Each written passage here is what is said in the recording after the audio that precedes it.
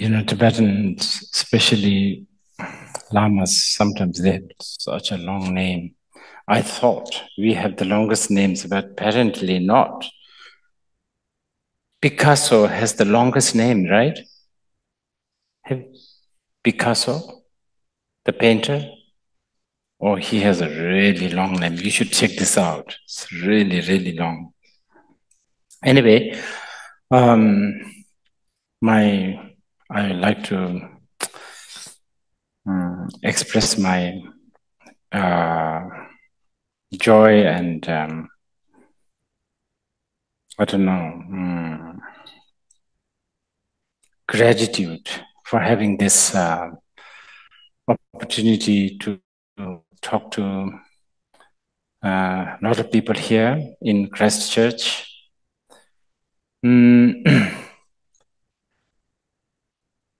I've come to New Zealand several times now. I have always been very curious about different countries, and also it's, I don't know, how the different countries manifest.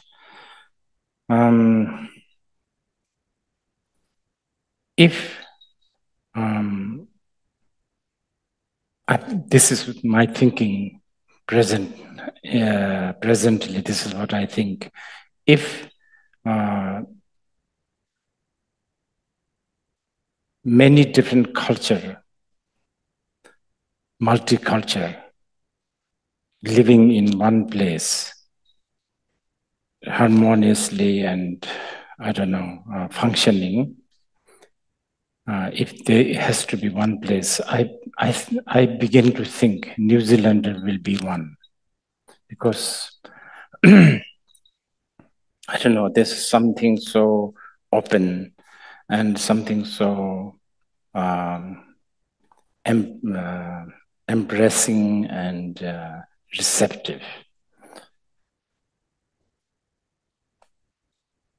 Now, I heard that half of you who are listening tonight are like old Buddhists, die-hard Buddhists. The other half could be quite new.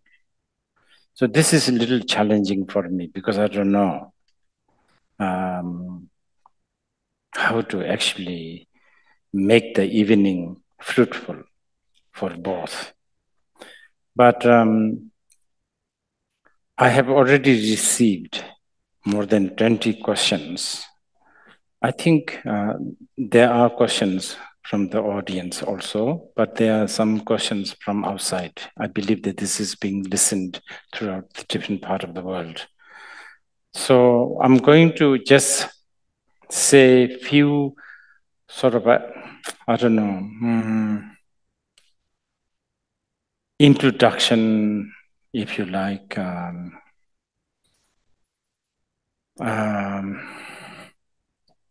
I don't know, summary maybe is not the right word, but I don't have any way to put this properly. But anyway, I will say a few words first before we begin the question and answer.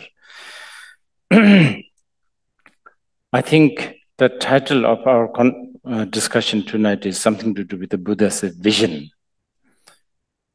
I think the vision, sometimes, I don't know, maybe I'm not understanding it well, but anyway, the vision, the term vision seems to also have the connotation of some sort of a plan.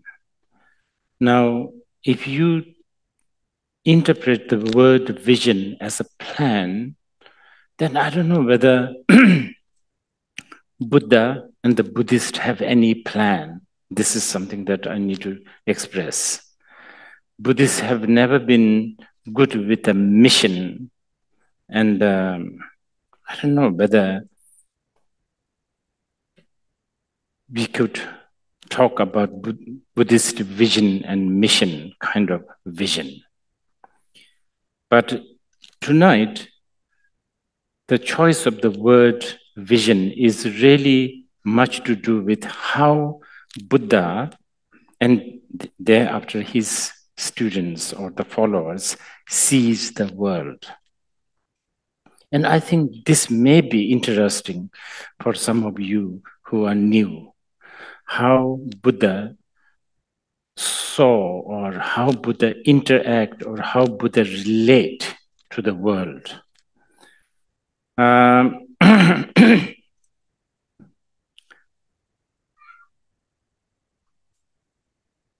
Now, there are many different elements of how Buddha saw the world. We don't have time to go through all of that. I will choose few that I think is crucial. Buddha, in Buddha's view, he saw that there's something called mind, which is really probably the most important. So, yes, it may be kind of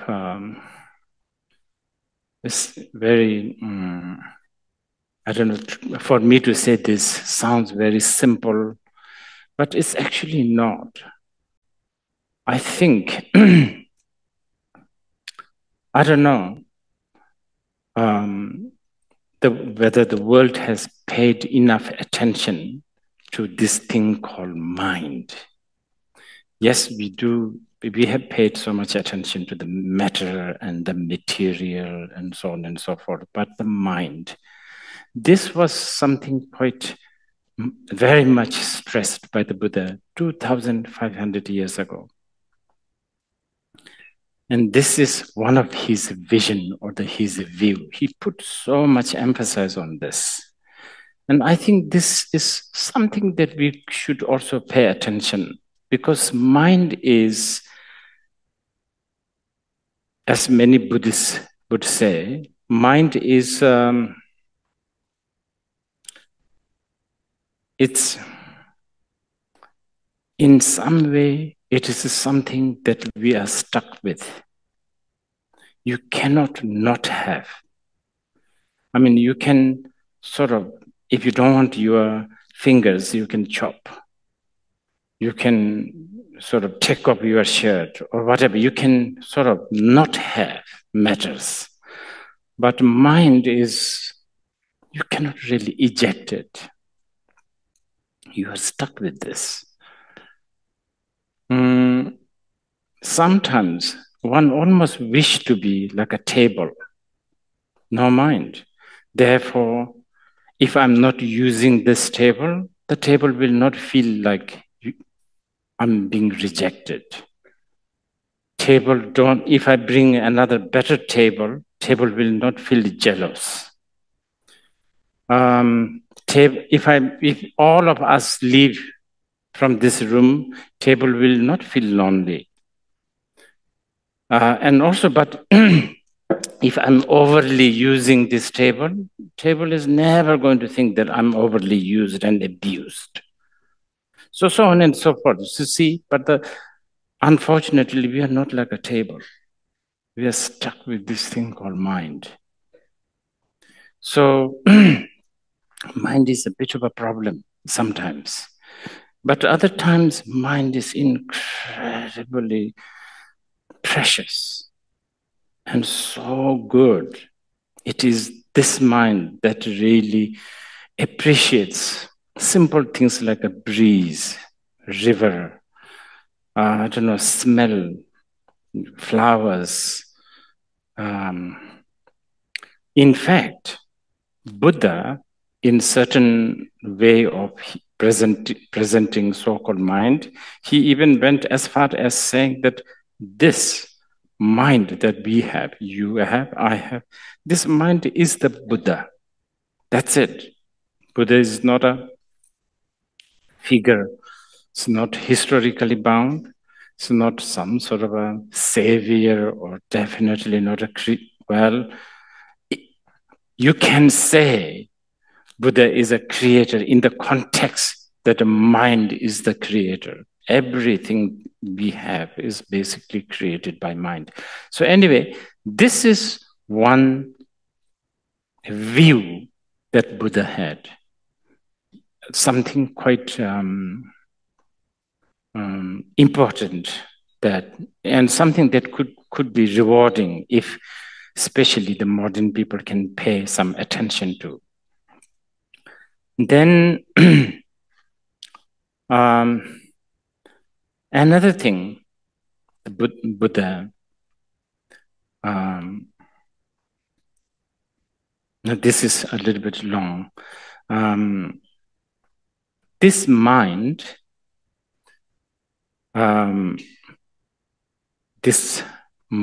therefore, these beings, those who have this mind, has preference. We prefer happiness over pain, anxiety, suffering. So we prefer happiness. Now this gets more complicated because then happiness, the mind interprets happiness totally in different way. So this is why what is happiness for you maybe not necessarily happiness for me. In fact, many times what is happiness for me may be a suffering for you. And not only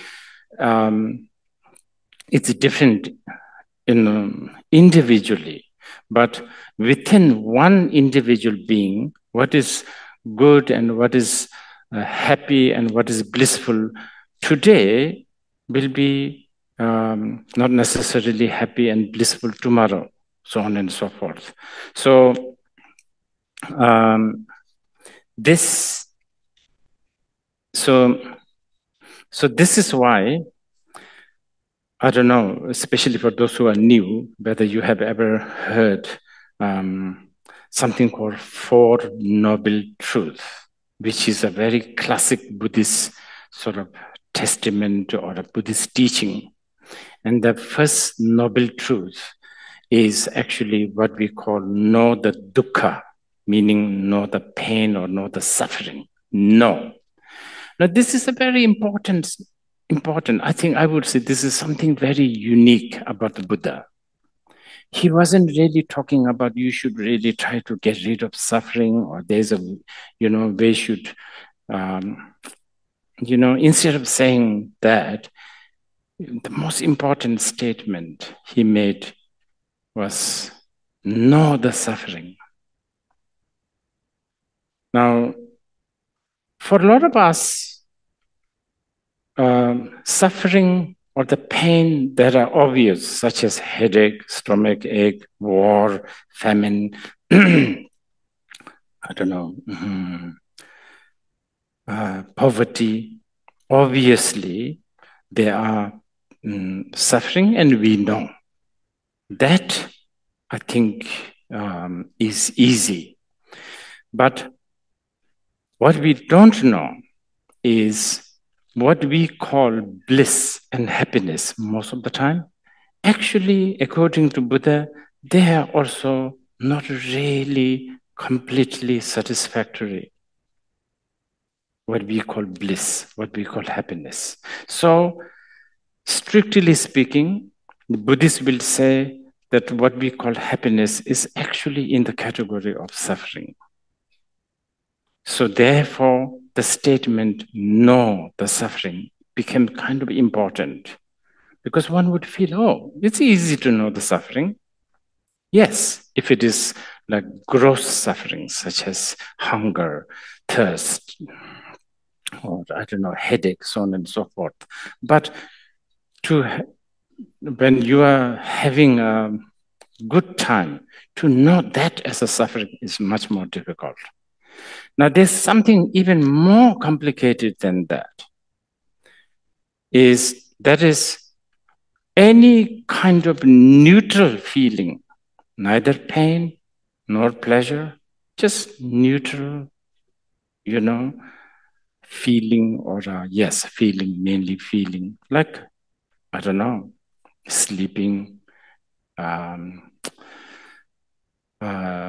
spacing out, whatever, not necessarily painful, not necessarily happy, but even that, according to the Buddhists, the Buddhists may put this into the category of what we call dukkha.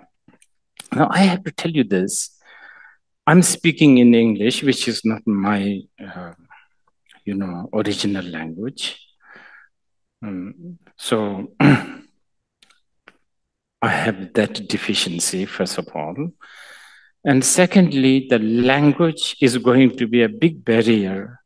It has always been. So the word like dukkha is translated as a suffering by a lot of people, but it's not really suffering as in what a lot of people think. But anyway, I think some of these problems, it will take some time to sort it out. But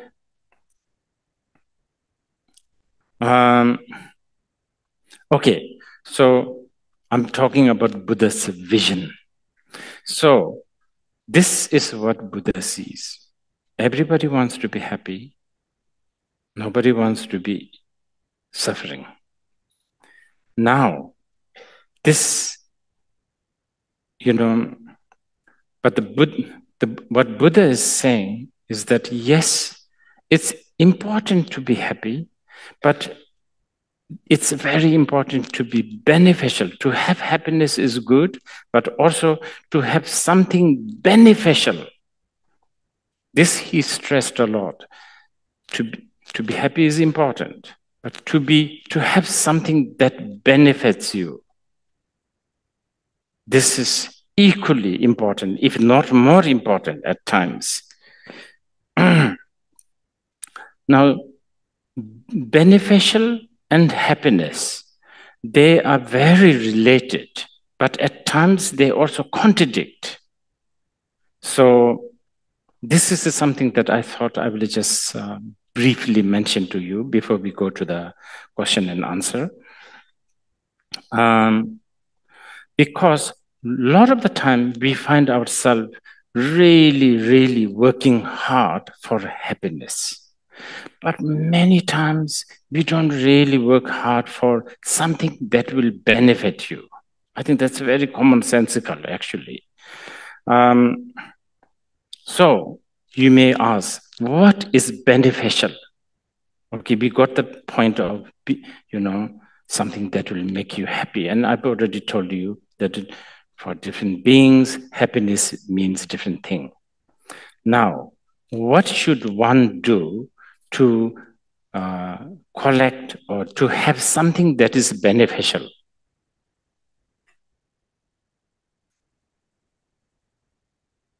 So this is another Buddha's vision or the Buddha's view on life. Buddha what Buddha is saying is,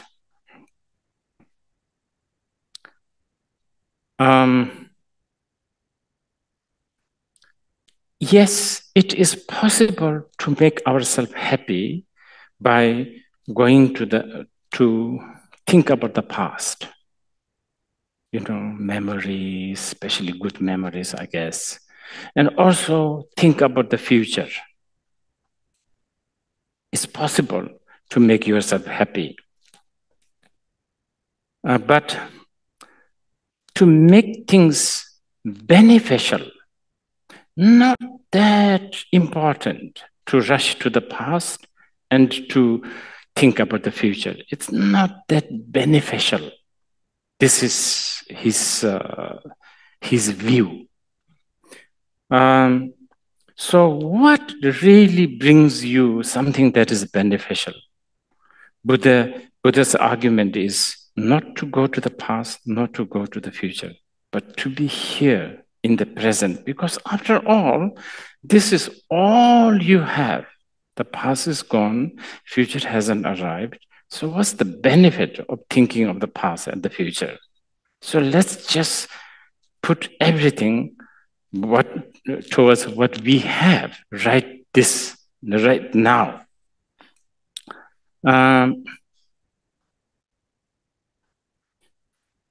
Okay, now this is very much, okay, this is also related to another Buddha's view, which is Buddha's sort of argument is that only by being in the present, one will see the truth. The moment you go to the past and the future, chances of you getting entangled with the false stories, imagination is much, much higher. Only when you are in the present, you have much more chance to see the truth. Okay, of course, now the word truth is such a big word. I don't know what you are getting when I'm saying the word truth, but just some very, very basic Buddha's view of truth. So, okay, so not to go to the past, not to go to the future, but to be in the present and to relate to the truth. What kind? Well, how about just accept that we are all going to die?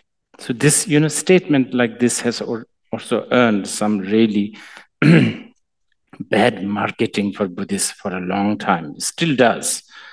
They always think the Buddhists are always very morbid, I don't know, very sad and but sad or not, the truth is you and I are going to die.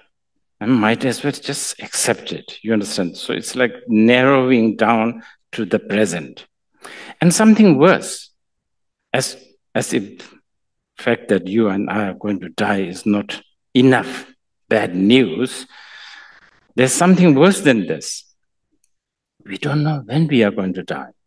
That's much more worse. If we have a time, like, okay, July 22nd, you are going to die, then, it's much easier. You can plan and you can, but that's not the case. Most of the time, actually, 99% of the time, we don't know how we are going to die, when we are going to die. And by the way, death, I'm only bringing it just because it's a very dramatic example.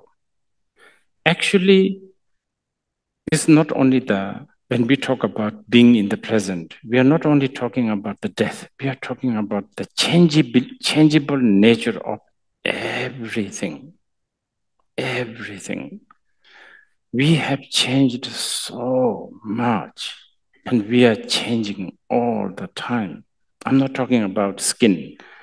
I'm not talking about hair color. I'm talking about just everything, values, just everything. Once upon a time, you were playing with a water gun. You were carrying a Barbie doll. Now you are not carrying Barbie doll. Now you have a different toy. Now the Barbie doll is like not at all important. Once upon a time, you cried, you screamed, that's the only thing that matters in the whole wide world, the Barbie doll, the gun, whatever. But that value has changed. Now we have a different value. Tablecloths, I don't know, whatever, all kinds of relationship, the value of relationship. And a lot of change comes, of course, the main change comes from inside, but there's also outer, cause and conditions that forces us to change.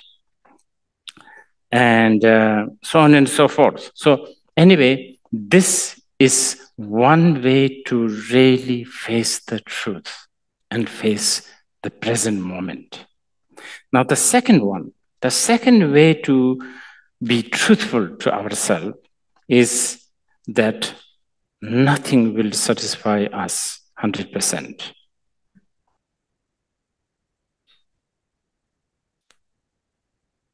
Nothing. And we are not only talking about food and clothes, we are not talking about this kind of like the usual luxury goods. We are talking about our values, political system, philosophical system, nothing. I mean, just look at past 10 years, past 20 years. I still remember when the world of internet arrived. Everybody, including myself, was so happy because it saves so much trouble. And it's like now that we can just read about everything free. And, the information is readily available. You can communicate with the world instantly without really anybody knowing what you are doing, so on and so forth. But now we are going through a situation where, is that a good thing? Are we having more fun or are we having less fun? Are we getting more stress? So on and so forth. See, nothing really satisfies 100%.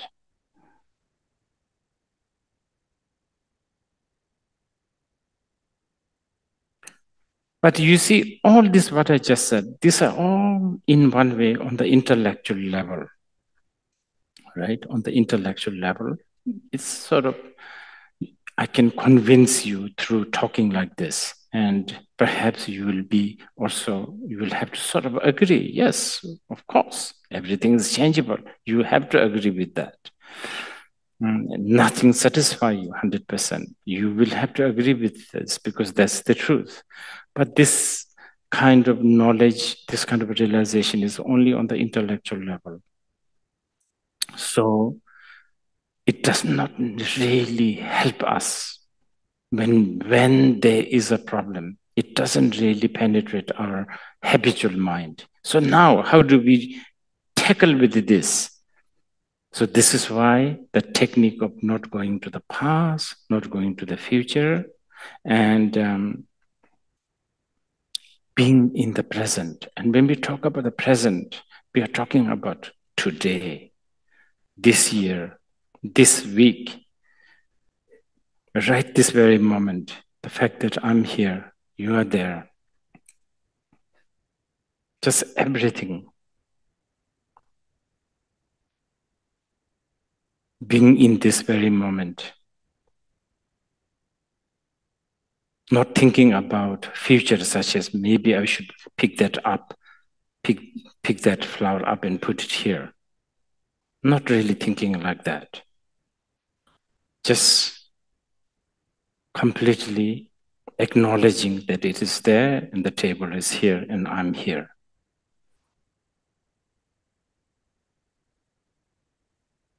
And even more, it gets more refined when we say present moment. We are not only talking about the present moment of today and this evening, but the present moment body. You have a body.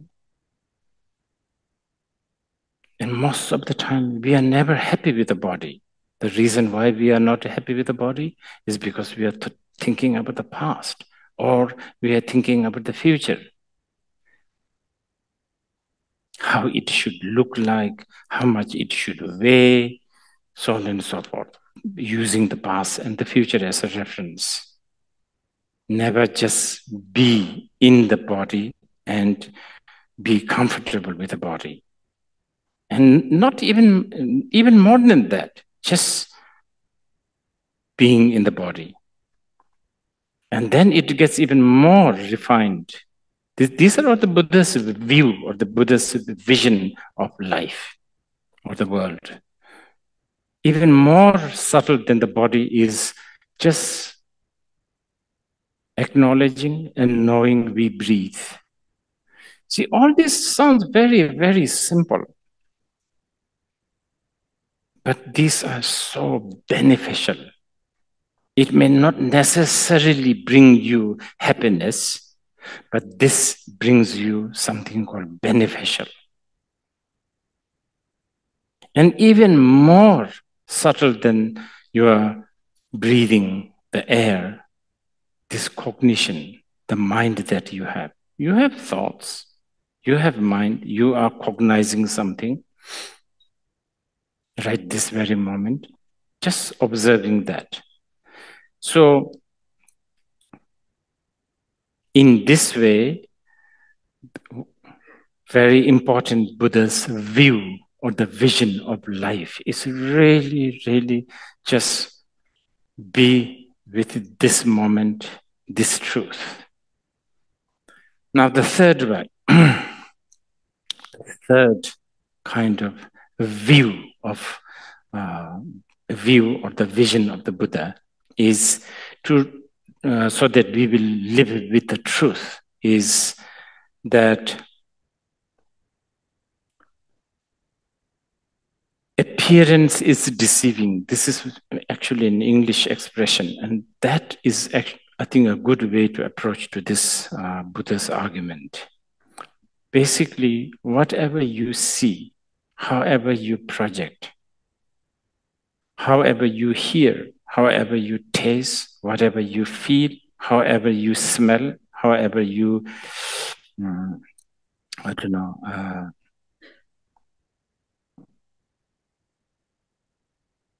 basically, however you project, perceive, is just your perception.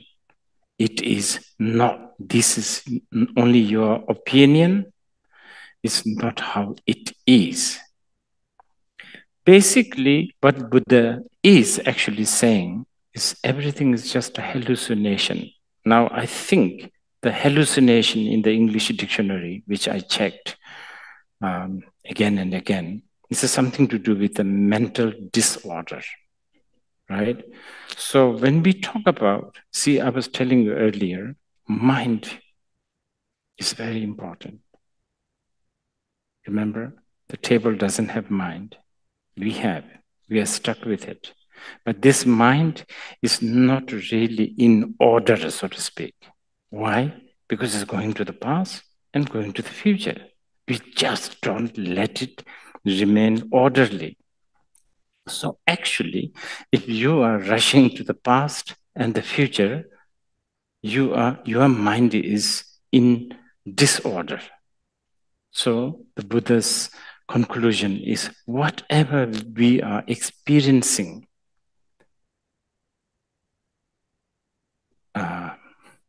through your eyes, ear, tongue, mind, body, is mere hallucination.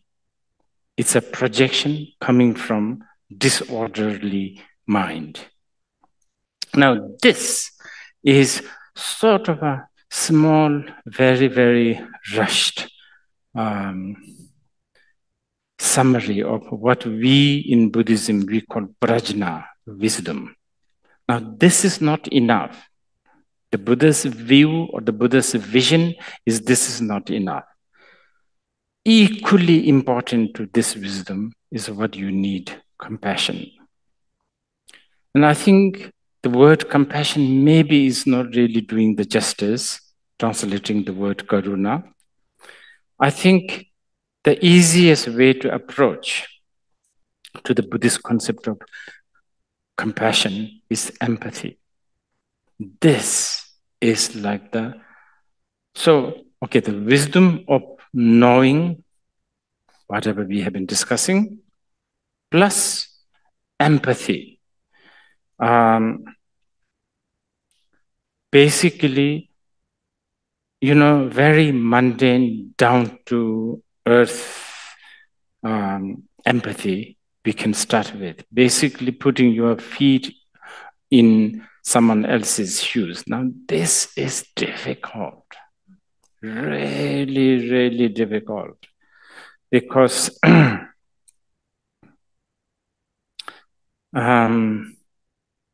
because we all have a different cause and conditions. We all comes from a different background.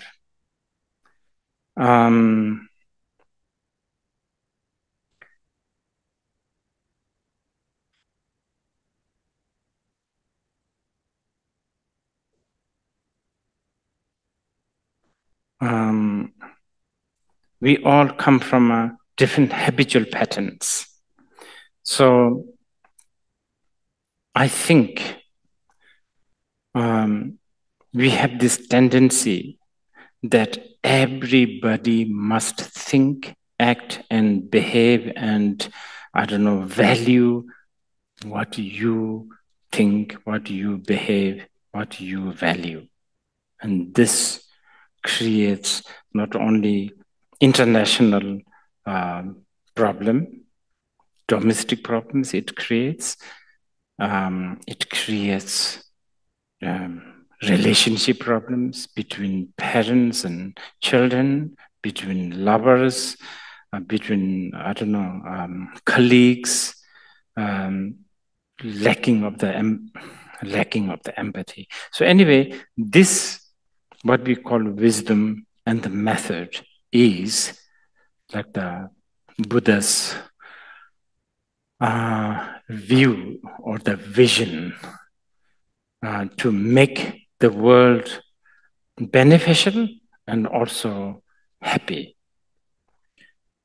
I don't know whether everything what I've just said was cohesive.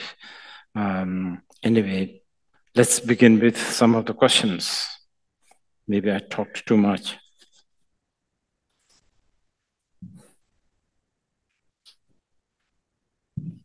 Thank you, Rinpoche, and welcome to Christchurch. My name is Simon, and I'm going to do some question wrangling tonight. Like Rinpoche said, we already have quite a few questions that have been submitted, and we're going to try and get them through as efficiently as we can, and hopefully we'll be able to take some from the floor as well.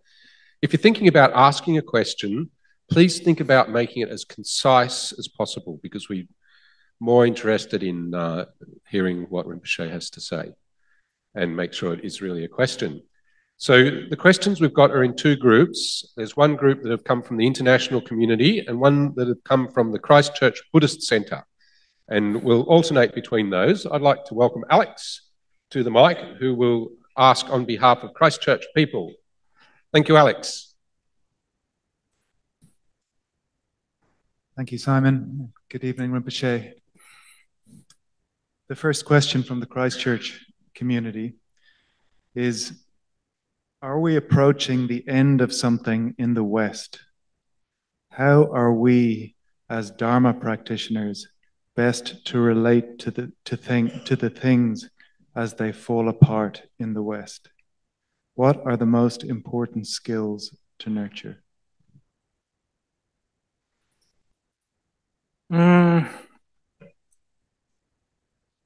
I'm sure. I mean, I don't need to, say this. We are all experiencing a lot of changes. But end is a bit too strong word. First of all, as a Buddhist, don't really believe in beginning and don't really believe in end.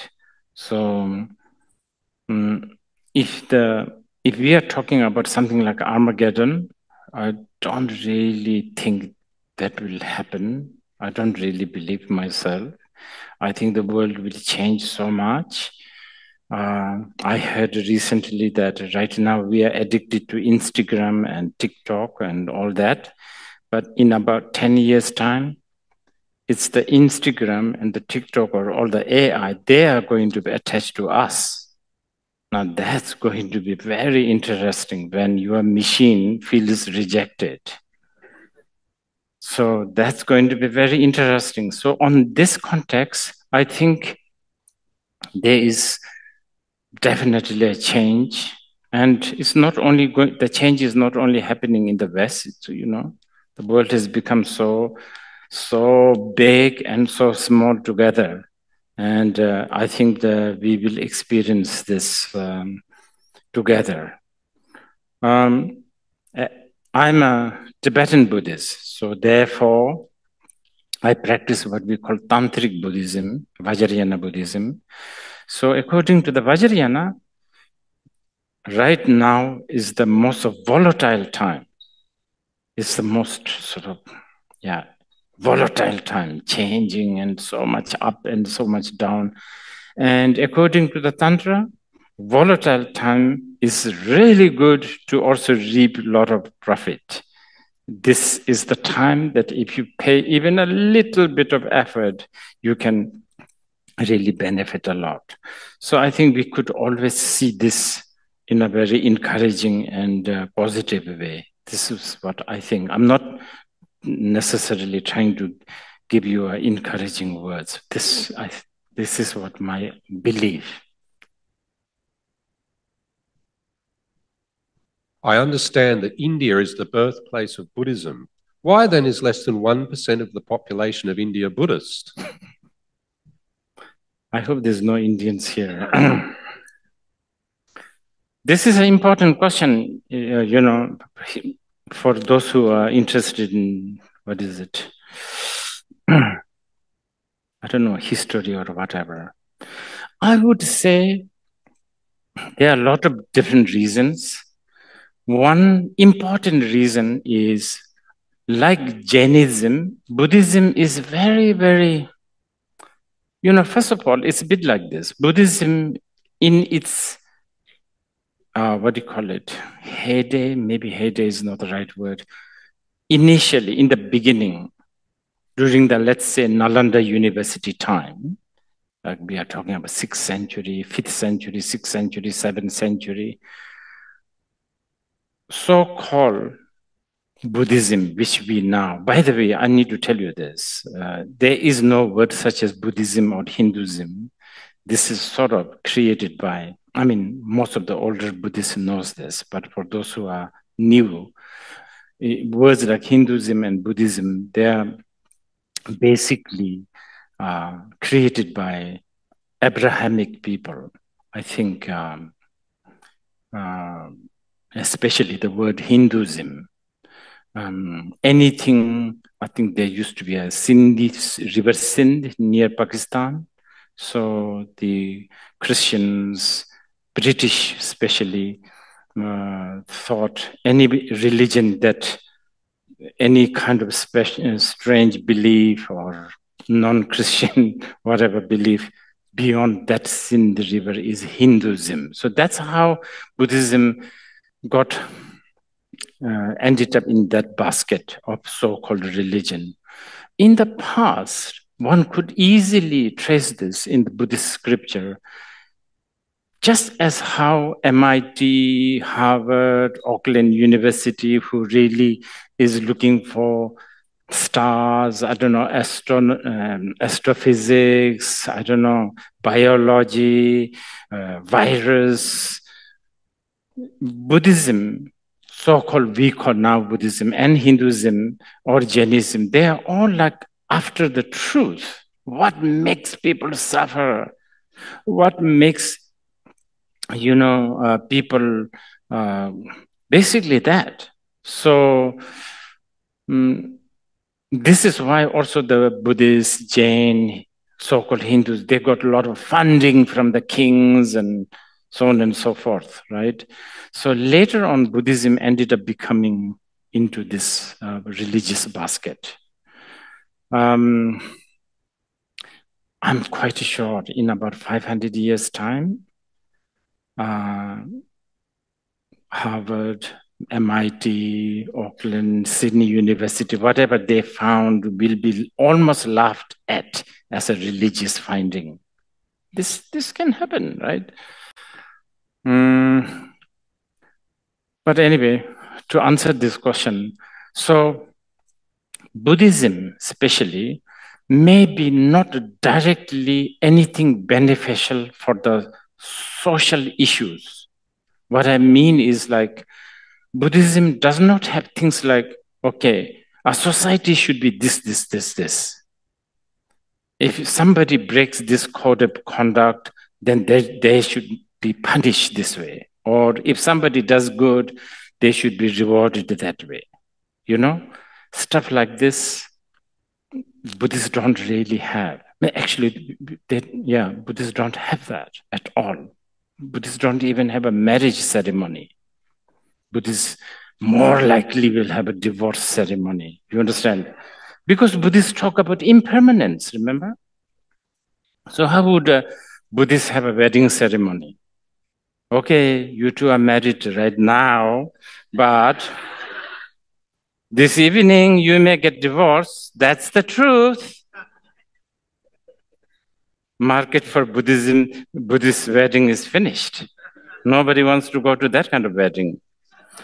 I'm giving you an example. So the Buddhism has never been that into social thing in its core.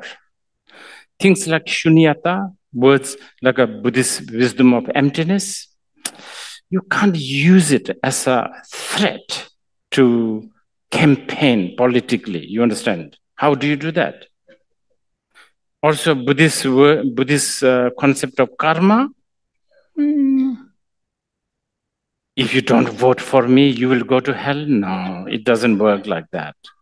You understand? So probably this is one of the reasons why Buddhism sort of decayed.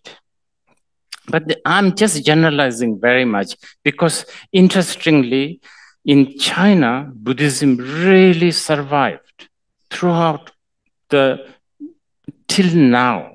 Even though Chinese have gone through so much up and down and lot of bloodshed and all of that throughout Chinese history for some reason. But I think there is a particular reason for that, because Chinese somehow managed to make the Buddhism into something social. Like with Chinese are into this harmony, Confucius values, so somehow they interwove in this. So this may be it, I'm just guessing. Another one is Mughal invasion. Yes, 900 of them. And the British colonization. But interestingly, the British colonial also are responsible for discovering places like Bodh Gaya. You know, I forgot this English, the name of this English guy. Anyway, so there's that. And then I think there was also politically motivated Hindu may have some, what do you call it, reason why there was, oh yeah, I'm forgetting a big one. A big reason why Buddhism is not less than 1% of Indians are less Buddhist is because India has so much choice of gods. This is something like there's about 1,400,000,000 Indians, and for each Indian, I think they can get about few thousand gods, something like that. I don't know, you can Google it, but there's so much. So it's not that mainstream, so to speak. So this is just a very generalized answer. Please, I think it's an interesting question. I have always wondered this one. It is sort of coming back in small pockets, but I don't know whether I should be happy about that or whether I should be wary about this. Because the way it is coming back is also, there's a lot of, let's put this way, Buddhism presented it like a shallow swimming pool. You know, you don't know how to swim, you want to swim. So I built lots of shallow swimming pool where you will never sink. So there's a lot of this mindfulness business, which is shallow swimming pool. Now, suddenly, if you want to really swim in the ocean or the river, there's a problem. So there's a lot of that. Okay, I hope I answered that one. I don't know. How should we relate with artificial intelligence as it's developing so quickly? And from a Buddhist perspective, could it develop its own mind and consciousness? Okay, my personal opinion, this has been like that for a few years. It may change by next year, who knows. Artificial intelligence is the best news for Buddhism, I would say, because Buddhism always has been really yelling about identity. We have always been talking about the biggest problem of the biggest suffering, cause of the suffering is the identity. Remember, if you read something like a Heart Sutra, it's all there. Identity. So I think artificial intelligence will really force people to go beyond some of their artificial identity. Doctor, nurse, I don't know, job. And somehow it may force them to think and really go inside the mind that I was talking earlier that gets neglected. Remember, I said there's something called mind that you so neglect, which is so powerful, but we have been neglecting it, and probably artificial intelligence may force us. Now, the second element of the question, whether the artificial intelligence can create consciousness, this I don't know, but if they do, it's not going to make difference for Buddhism, because Buddhists have always said the sentient beings does not necessarily have to come between, egg and sperm, or sentient beings can come. Well, in the very general sense, Buddhists talk about for birth. One is the way we are born, father, mother, all that. The other is like what we call like a moth, like through, what is it, moisture. And then there's things called miracle birth. So artificial intelligence. Okay, I will create some questions. Will the artificial intelligence be able to make a consciousness? Probably they do, but that's not going to make much difference. It's still okay. But the thing is, I need to define here that this artificial intelligence consciousness must have a ignorance. If this artificial intelligence cognizance have an ignorance, Buddhists can rest peacefully. Because if that consciousness have an ignorance, that consciousness will have a fear. That consciousness will have expectations, hope, and fear, etc., etc. Then easily that artificial intelligence consciousness will become can be qualified as the disciple of a Buddhist guru, easily.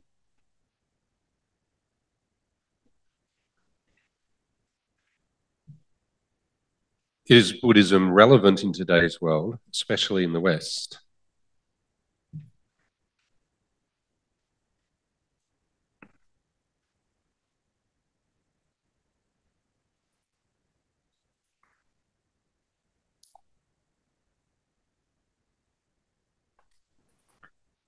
The word West is so difficult. I mean, when I meet some of my so-called Eastern people, like Chinese and even Tibetans and Indians, they are much more Westernized than some of you who you think you are Westerner. Really, this is true. Culturally, they're more patriotic. I'm having argument with them almost every day. Patriotic, just in every level. So I don't know, when we talk about the West as in geography, like where the sun sets and so on and so forth, that I don't know. But as we have been discussing, earlier,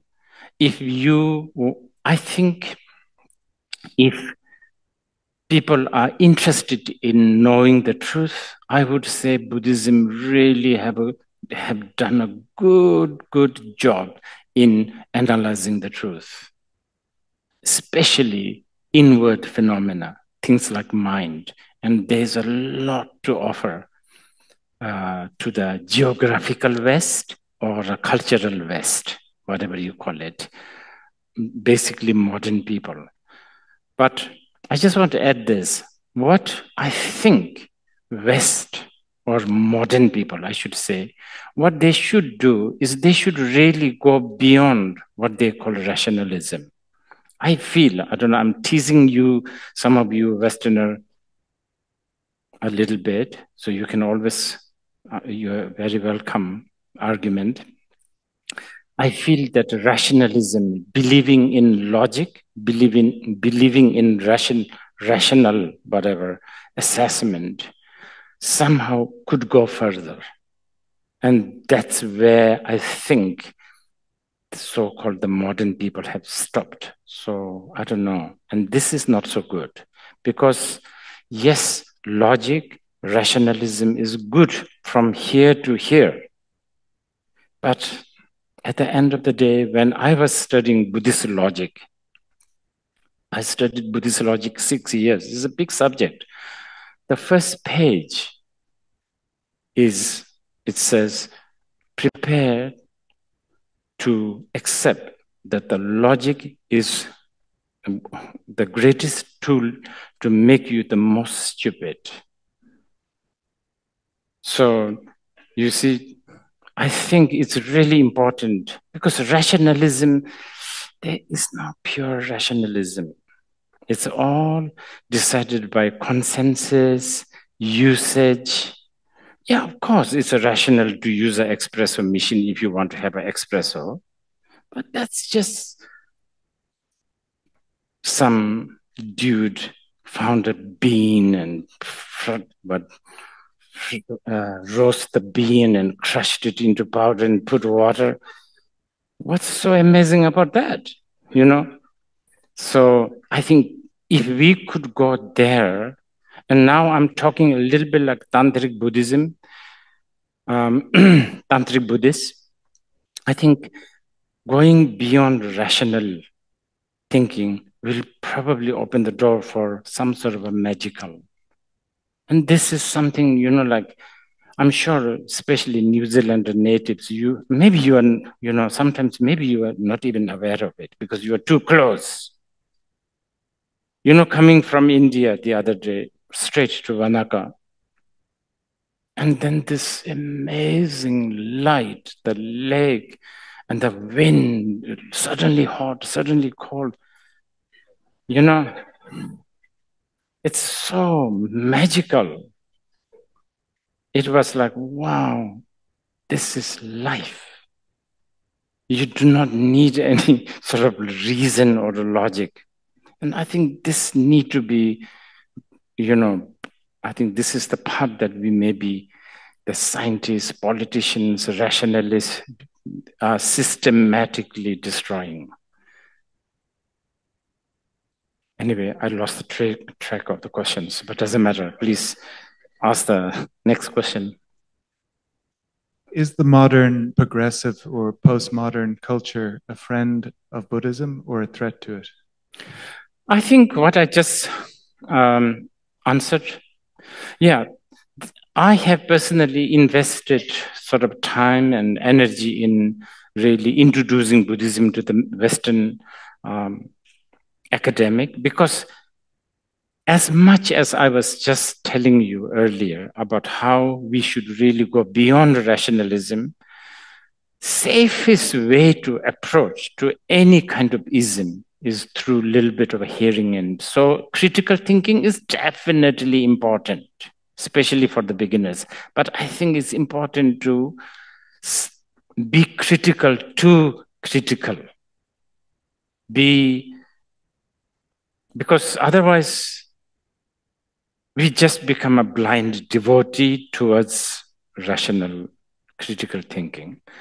But West has the tradition of analyzing, and West really try to position themselves as someone who appreciates objective world, right?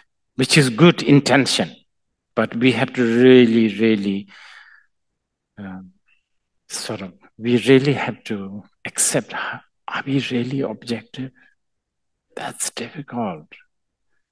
Buddhists would say, especially there's a school called Chittamata Buddhism, there is no such thing as objective. The moment you assert something, moment you think. So the other day, somebody was asking me, when did the Big Bang, about the Big Bang, when did it start? I was saying, when somebody, whoever brought the name Big Bang, that's the time that it started. So, yeah. So I think, okay, put it this way. Yeah, let me share it this way. This is kind of good. I always like this part of Buddhist construction. The Buddhists say that analysis, meditation, practice, all of whatever the Buddhists teach you must always erode itself. So basically what Buddhism is saying is that your most vicious and the final obstacle for your awakening is Buddhism itself. It's like, if you want to go from this end to this end, let's say to go to another shore, you have to take a boat. But once you reach there, you have to hop out, right? If you're still standing on the boat because it's so beautiful, yes, of course you are enjoying on the boat, but you are not on the other shore, which is your goal. So just like that, Buddha himself said, Buddhism, the Dharma, should be like a boat. You use it, once you reach there, you discard it. Otherwise, you are a Buddhist. You are not a Buddha. Yeah.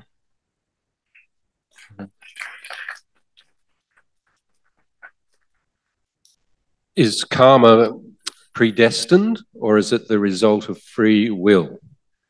Karma. What? Karma, is it predestined or the result of free will? Mm-hmm.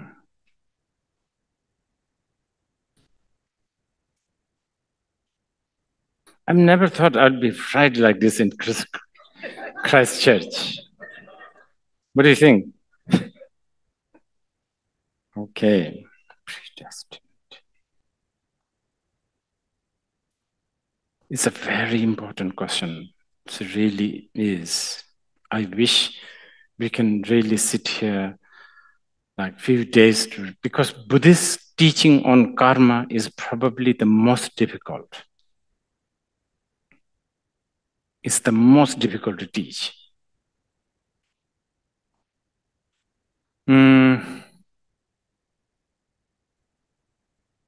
You know why? Why is it most difficult? Because it's like this. Let's say, I think some of you have heard this millions of times, so you can just go to the toilet or something.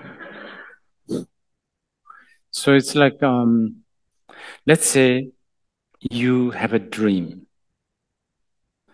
and in your dream, you go and order a coffee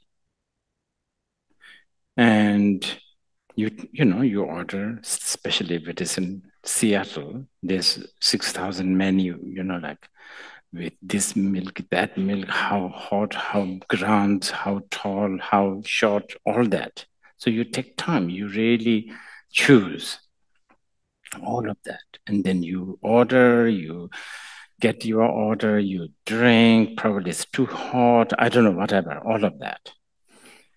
And then you wake up from that dream. Now it's easy for me to say that was a dream, right? Obviously.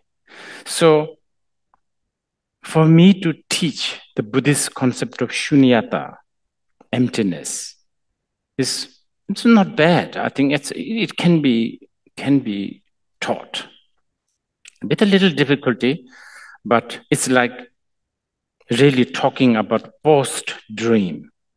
So it's easier. Now, in the dream, while you are dreaming, while you are ordering your coffee, and while you are drinking, I come in the dream.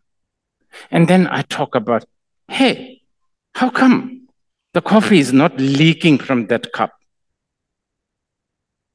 Then you say, obviously, this is real cup. It's not real cup, it's in the dream. So to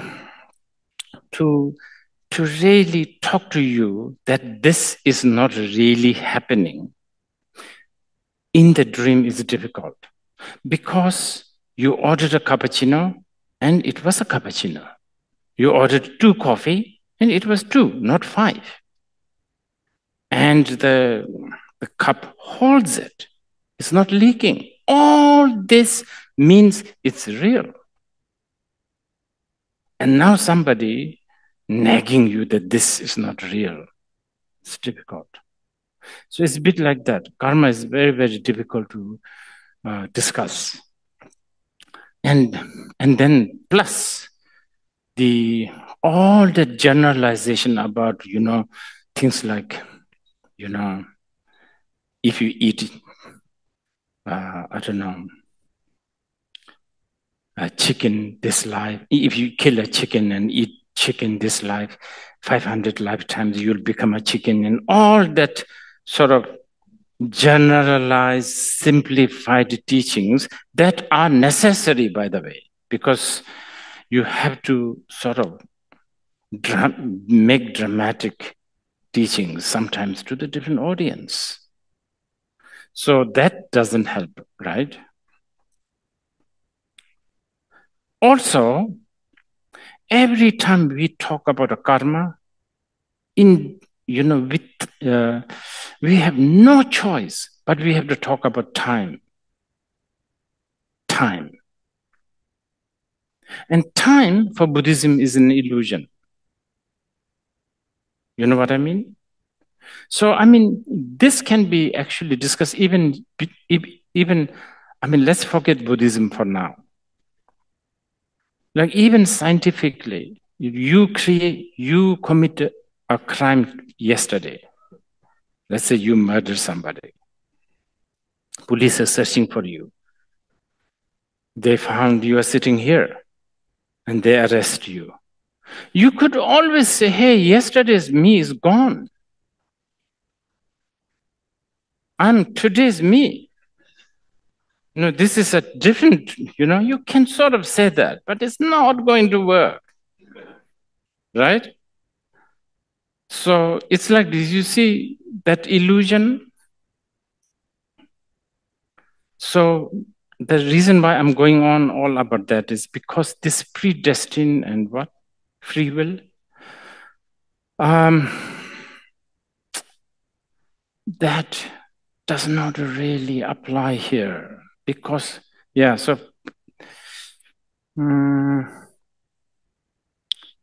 karma is neither predestined nor free will.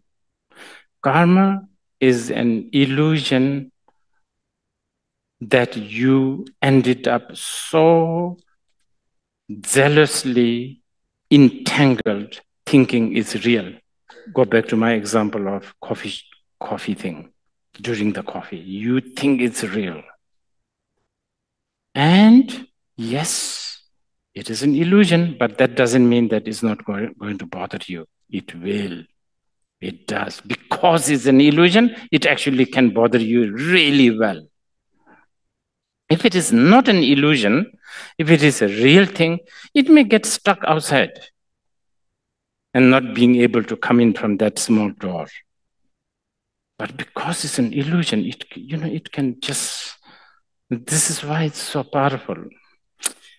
I'm still not answering the question. So, okay, let's say, It's like cooking an egg.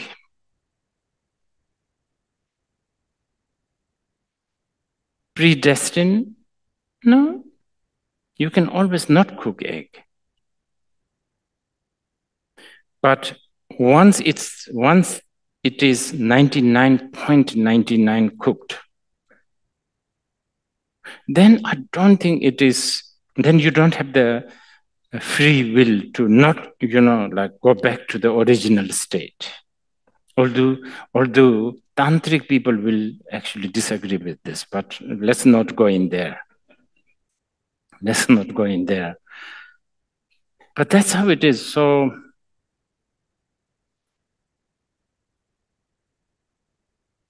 free will, no. As long as you are subject of something called cause and condition, you are manipulatable. And you are already being manipulated. So therefore, you have no free will. But having said that, you have all the power to, let's say, be in the present moment. Remember I was talking earlier? That is quite an important advice, because the moment you are in the present, then it actually causes the derail of this chain, this like a train-like, cause and condition. It really confuses them. So this is why, because right now, past, future, present, but then you immediately go to the future or the past. So thoughts, they come like a chain, and it really does so fast. Water, where is it from? Tap. In New Zealand, you can also drink from the tap because it's very fresh. But in Delhi, no, it's not possible. See how many thoughts. And the Delhi government, they are so corrupted. I wish they learned from here. And you see, this is how my thoughts are working now. Delhi, when the children are asked to paint sky, they paint gray. And when the Delhi kids were asked where the waters come from, they said from tap. See how a thought can. So thoughts are the main producers and the directors and the editors and the story writers of the karma. But the moment you are in the present, then it stops charging this force. So there you can choose. So choose to even defeat the idea of predestined. Anyway, it's very complicated. Still there's question? Can you please explain why so many mantra repetitions? Why so many mantras? Oh, it's like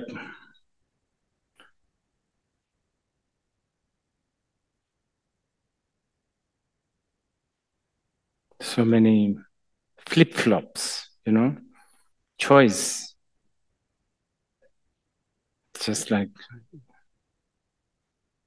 there are many different people, and people like some long, some short, some, I don't know, easy to pronounce, some difficult to pronounce, some to make themselves calm, others make themselves edgy, all kinds of mantras for different purpose, I guess. That's all I could say right now.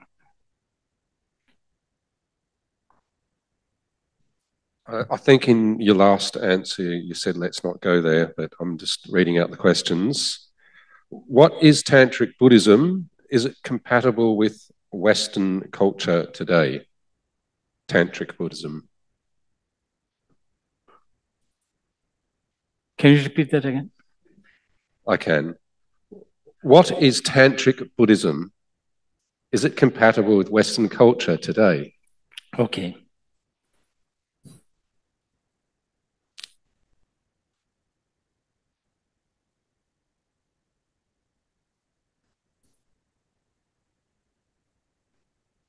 This is an important question again.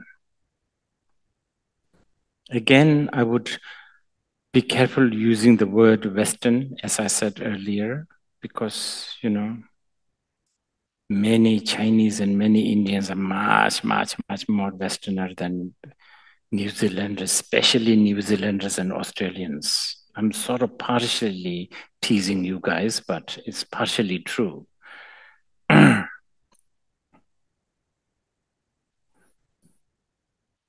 I will be a little bit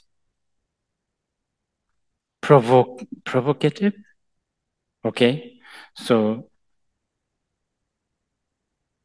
just so that you can also think. I think it's important to always contemplate. I think critical thinking, analytical thinking, and quest for objectivity, this is good. This is something that we should tap into, I think.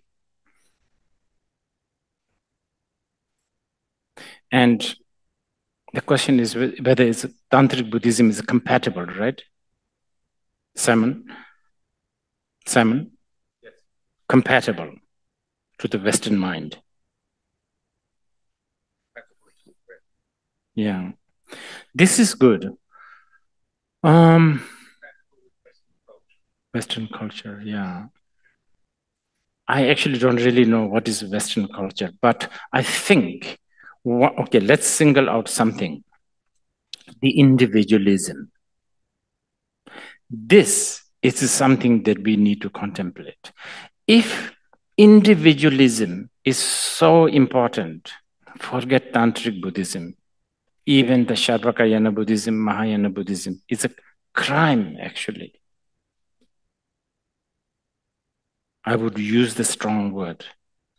Because the whole core of Buddhism is that individual self is an illusion.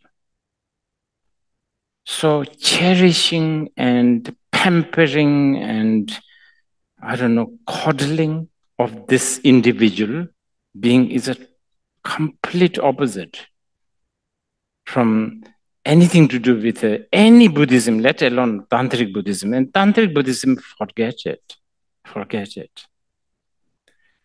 The whole point of Buddhism is it actually deconstruct this safety, whatever, measure, you know, padding, all that. So this is something that I think, especially people who are wanting to enter into Buddhism in general, and especially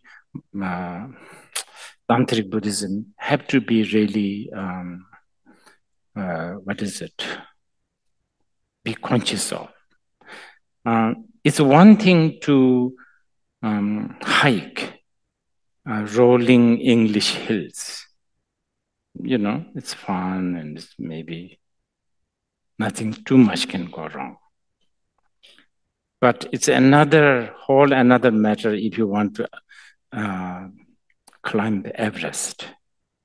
There you need another preparation. But this is your individual choice.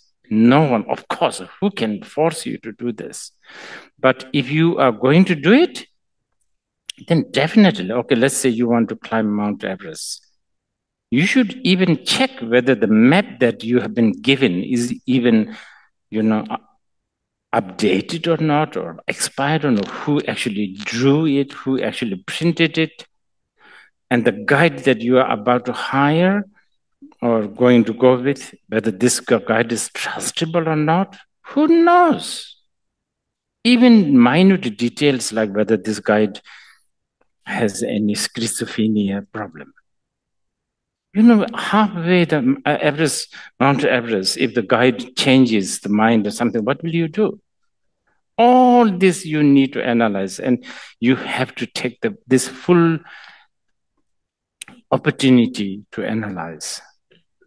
But anyway, not just Tantric Buddhism, just generally Buddhism is so, because the statement of the Buddha, Rangi Gönji Sheni Suji Gondoju, you are your own master. Who else can be your master?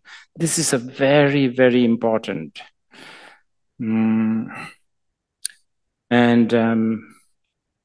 Yes, because the Buddhists believe that this you self,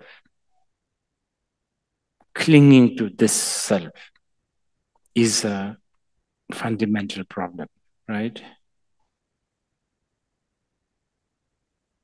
Actually, I need to define this. Clinging to the self,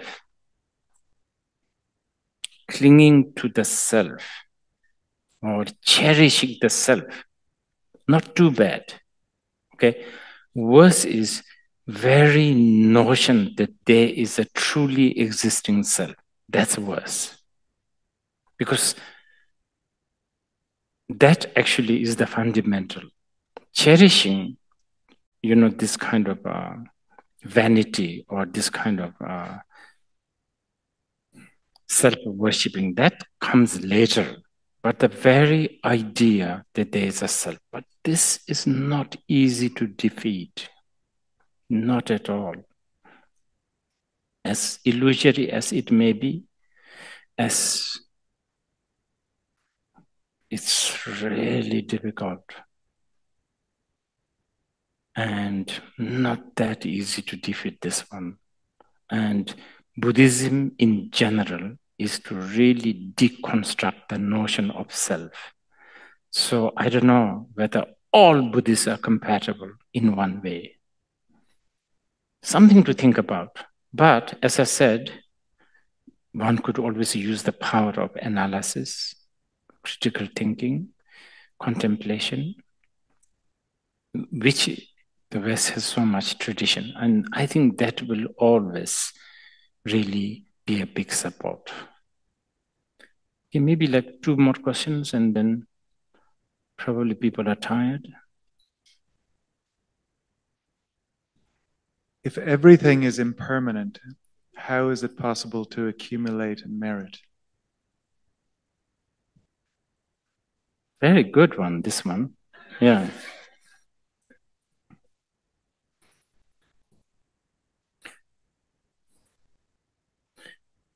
Should I give you a very cheeky, classic Buddhist answer, which is because everything is impermanent, that's why you can accumulate merit. That's the cheeky Buddhist answer, always twisting, right? If it is not, if not for impermanence, you cannot even accumulate. So this is why actually impermanence is not only a bad news, as it always seems to be sounding like death and decay and old age. No, you don't have a Ferrari. Most of you, I believe you don't have Ferrari. Well, it's possible. Tomorrow you will have, thanks to impermanence. You are depressed right now. Thanks to impermanence, tomorrow you may be over with the depression. But if you're happy, don't get too excited. Because impermanence, things may go wrong. So impermanence, thanks to impermanence, merit is collectible. But I think I want to answer the sort of non-obvious, but I think important, merit.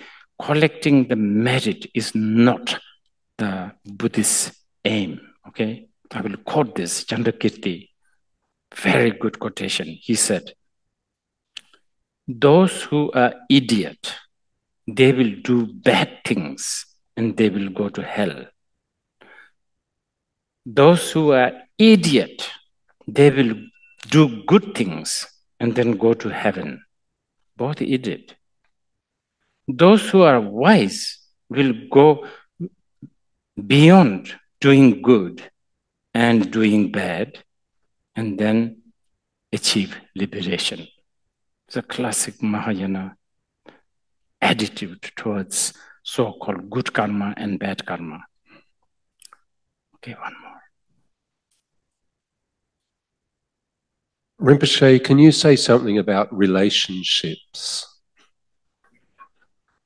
I'm guessing they mean relationships between people. Okay.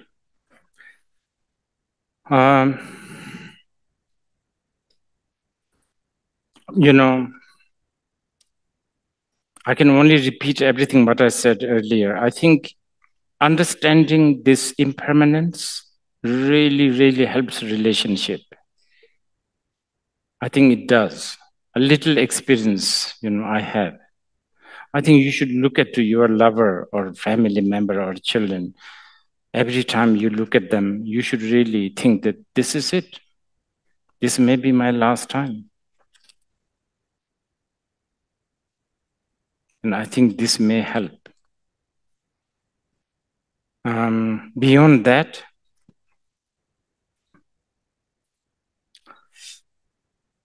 also what we just discussed about individualism, this is actually a big obstacle also to the relationship, isn't it? Because it's very complicated. Cherishing the individualism, yet you are trying to have a relationship. And then there's always a hegemony problem, right?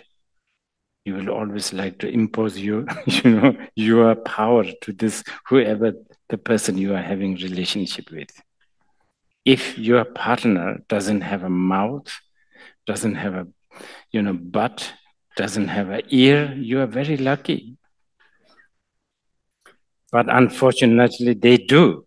They have all of that. And many times you choose people who have that and some intelligence. Then things become so complicated.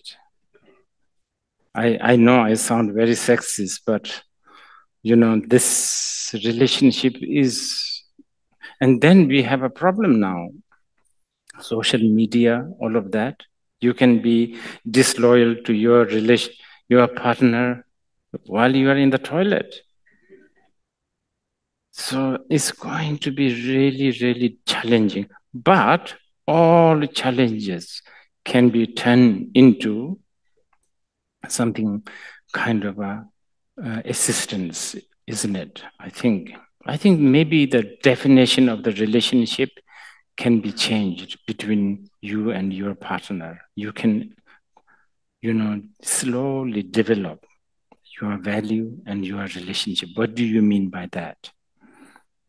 In the past, if you are living in some remote place, having a relationship has a certain necessity. Now, I don't know, maybe it's changed, but maybe there's also similarity. So, I don't know, maybe you can also think your relationship as a setting up a company also. It is a sort of a company, isn't it? So all this definition may help, but I'm not answering this properly. So I think I've been talking too much and now I'm losing a little bit of my, cohesiveness. So I think we will end it here. Thank you so much for sitting through. I hope, and as a Buddhist, we do prayers because we think prayers, aspiration is the most powerful because, remember, I said earlier, mind, most powerful.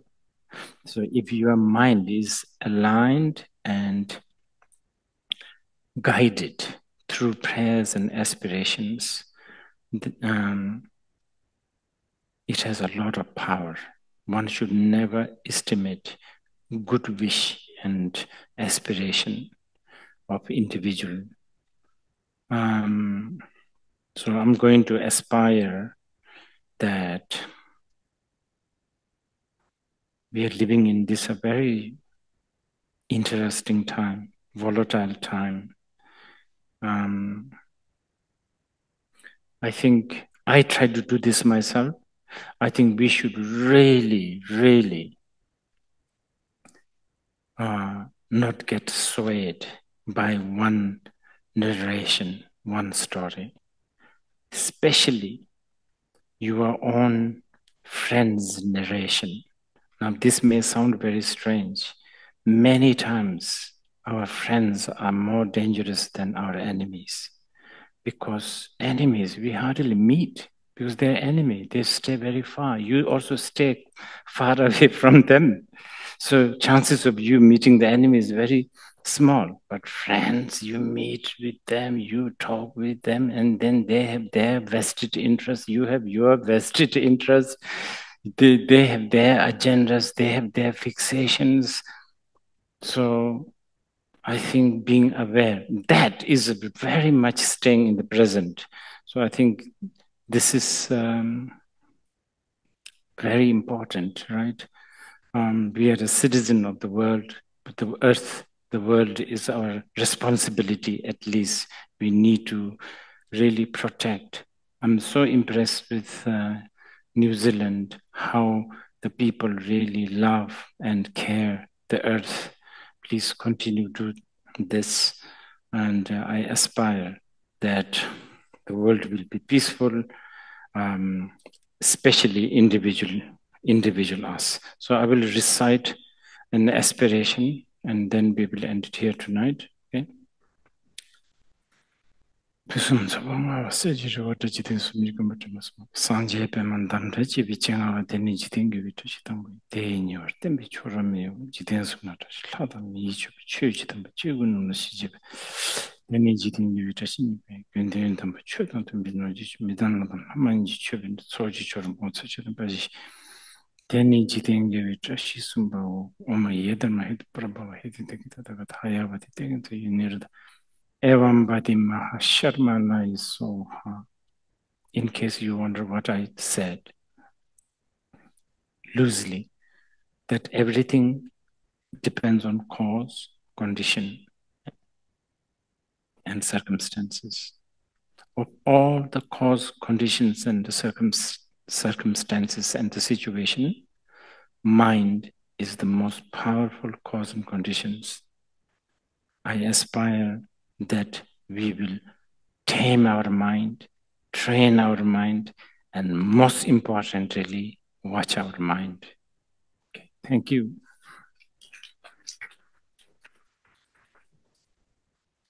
Thank you so much, Rinpoche, for coming tonight, and thank you so much for visiting Aotearoa, and will you please return as soon as you possibly can.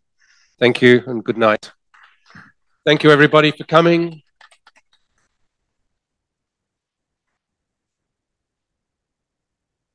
Basically, the next thing I do, strong and green and healthy.